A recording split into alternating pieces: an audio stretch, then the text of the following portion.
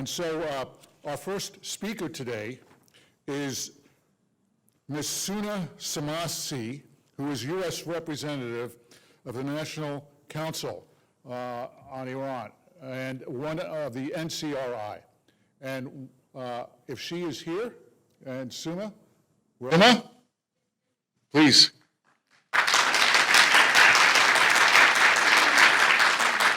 Thank you. Thank you.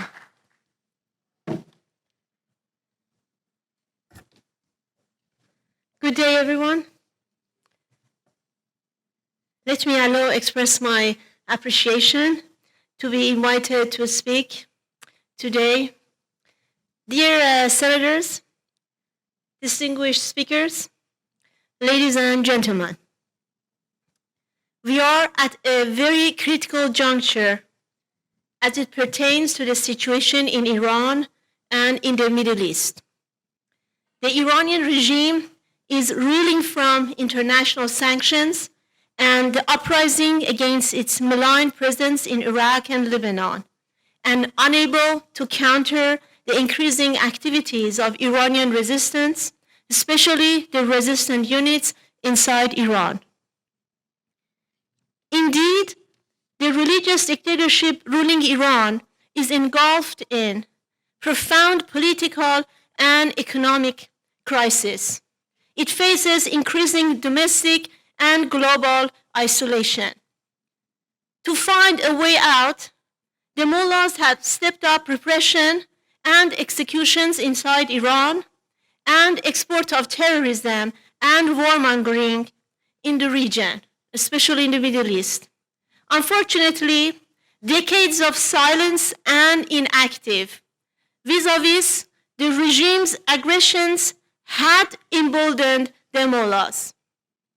Internally, inside Iran, in October 2019, defiant youth torched centers of the paramilitary Basij, the Revolutionary Guards, and other suppressive agencies in many Iranian cities.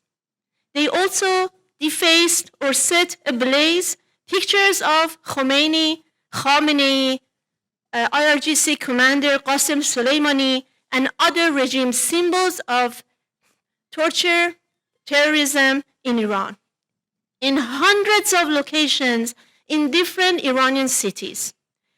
In October alone, there were more than 207 protests, actions in 59 cities and in 24 provinces by workers, nurses, merchants, farmers, teachers, students, retirees, defrauded investors, and political prisoners. Last month, despite the clerical regime's suppressive measures, the resistant units hung portraits of Mrs. Maryam Rajavi, the president-elect of National Council of Resistance of Iran, from overpasses on major expressways and posted them on walls in different parts of Tehran and Iranian cities. Coupled with endemic corruption, embezzlement, and ineptitude, the economy on the verge of collapse, with the IMF projecting a 9.5% decline in the economy. Tehran can no longer count on the United States to rush to its aid, as the policy of maximum pressure has denied the regime the badly needed funds for its terrorism and belligerence. Regionally, the nearly month-old uprising in Iraq and Lebanon, where millions of people, especially the brave and daring youth, have defied brutal crackdown and risen in opposition to the Iranian regime meddling in their countries. They have delivered devastating blows to the mullahs. Khomeini, Rouhani, and IRGC commanders have repeatedly boasted that Baghdad and Beirut represent the strategic depth to ensure the regime's survival. Indeed, by propping up the criminal Bashar Assad in Syria, providing hundreds of millions of dollars, weaponry, training to the terrorist Hezbollah in Lebanon, and creating, financing, arming, and training proxy militias in Iraq, not to mention their full-fledged support for the Houthis in Yemen, the mullahs were trying to exert their hegemony in the region in an attempt to conceal their Achilles heel, the Iranian people and the organized resistance, which they see as an existential threat. But the tide has now turned against the regime. So what I want to say is that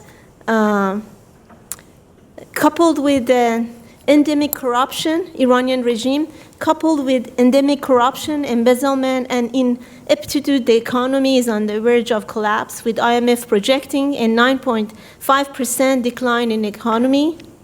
And Tehran can no longer count on the United States to rush to its aid, as the policy of maximum pressure has denied the Iranian regime the badly needed funds for its terrorism and belligerence.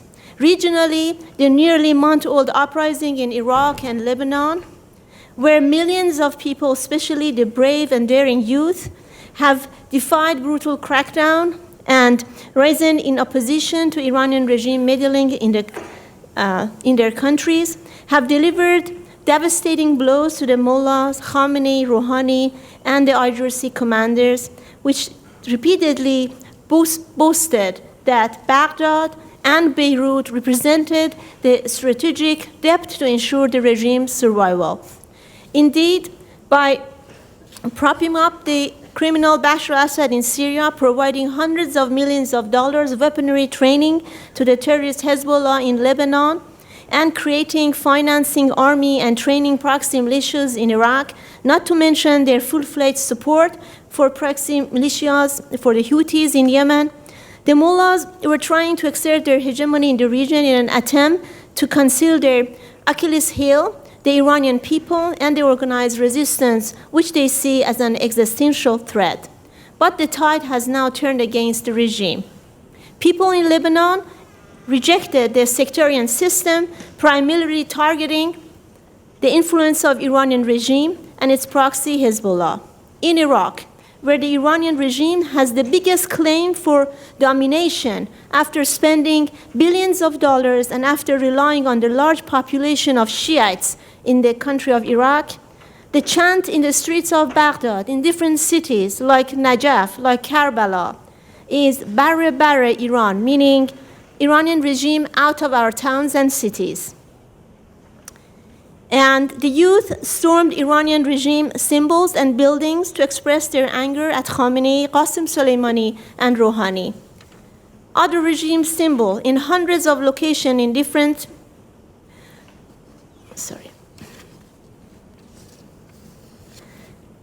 The message in Iraq is very clear. The Iranian regime policies have been badly defeated in that country, and the political equilibrium has shifted against the regime. No matter what the future holds, the status quo in Iraq cannot be sustained.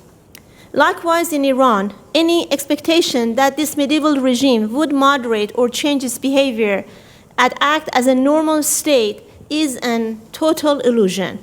The ultimate solution is the overthrow of the Iranian regime by the Iranian people and its organized resistance. The Iranian people want democratic change. They want a secular, non-nuclear republic, respect for human rights and gender equality. And they are ready, more than ever before, capable to obtain democracy. The moment has now arrived for the elected representative of the American people, U.S. Congress, to declare their unequivocal support for the Iranian people's demand to overthrow the clerical regime and hold its officials accountable for their crime against humanity and terrorism. They must stop the mullahs' nuclear program, especially their uranium enrichment, expel the IRGC from the Middle East, and refer the regime's dossier on human rights violation and terrorism to the UN Security Council for the adoption of punitive measures against those responsible for those crimes. The day for a free Iran approaching very soon. It's time to stand up on the right side of the history, the Iranian people. Thank you very much.